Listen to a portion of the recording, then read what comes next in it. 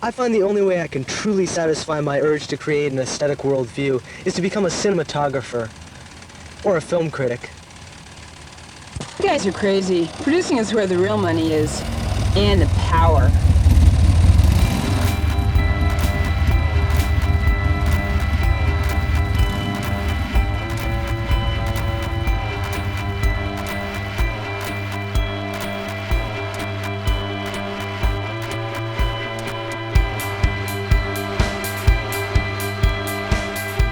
Basically, a producer makes a movie happen.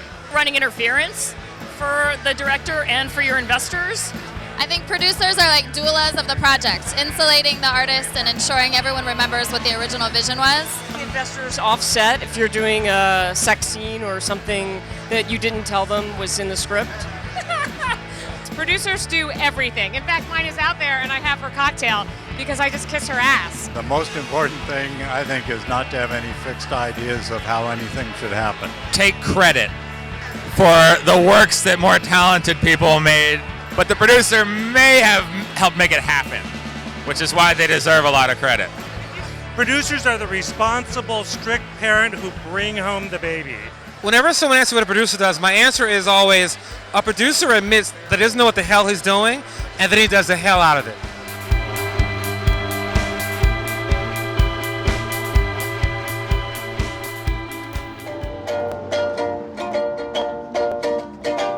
I get inspired by people. It's other people that inspire me. By giving somebody else the tools to do what they do, which I think is also partly why I'm a producer and not a director. Part of the reason I got into what I'm doing is that I saw that the producers who were rewarded and successful were the ones who were actually better at raising money, and that didn't necessarily lead to the best films being made. The thing that keeps me going is, again, this idea that filmmaking is a contemporary expression of an archaic form, which is storytelling. I identify with that notion that storytelling is a part of our foundation as human beings.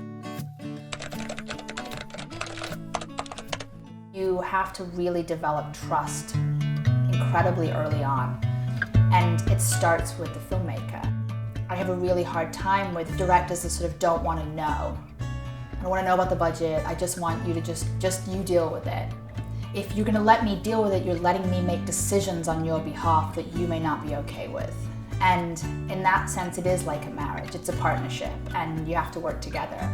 During the time that I spent working with Courtney Hunt, the writer-director, and you know, trying to raise money and all of that up until the point where we actually shot the movie, you know, most of the meetings that we took in this town, people, you know, I mean, everybody passed, and in many ways were very dismissive. You know, I mean, it was good writing, but it was not deemed commercial, or you know, whatever their reasons were.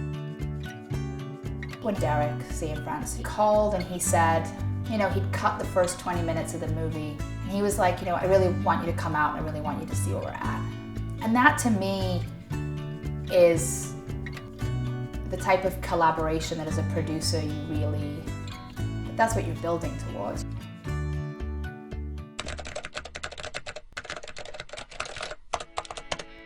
It doesn't serve anybody, yourself as a filmmaker or the financiers or a producer, to make a movie that you spend up more money on than you make back. A lot of filmmakers are realizing that you can make the same movie for a lot less.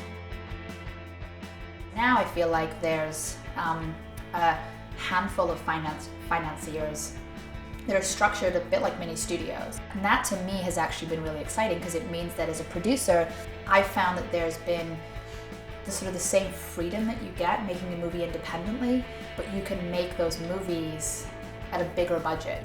As a professional in the space, you really need to kind of keep up with those habits to really be able to turn around and look a financier in the face and say, yes, you should invest in this film because this is where your revenue is going to come from.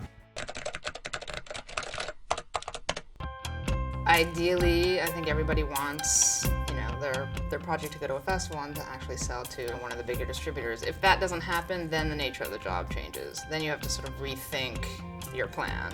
I'm dealing with the first film that did not sell to a distributor, and it's not going to be theatrical, or if it is, it's going to be very limited.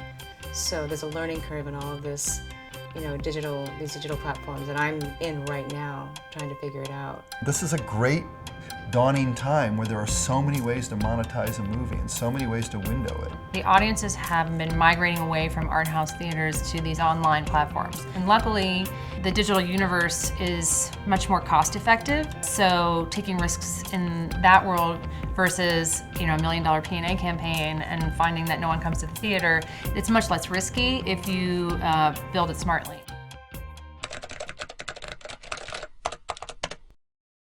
So how did I offset the reality that I have a family and bills to pay? I did it through consulting and speaking engagements and get a fee that oftentimes is more than I would make on an independent film that I work on for a year and a half to 2 years. And that's like one of my secrets. When I was in college, I worked, I'm British, and I worked in a football bar next door to Tranmere Rovers Football Club. For the 2 hours prior to the match, there would be like 6 layers deep of like men just like shouting. You're sort of just standing there getting all this stuff coming at you. And it's sort of a moment of like complete zen of like, I can only pour so many Guinnesses at one time. I can only do so much. And filmmaking to me sometimes feels a bit like that. Like everything's always just coming at you.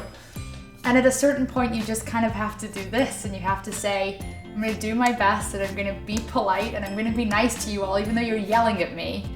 And eventually you'll calm down and you'll all get your drinks.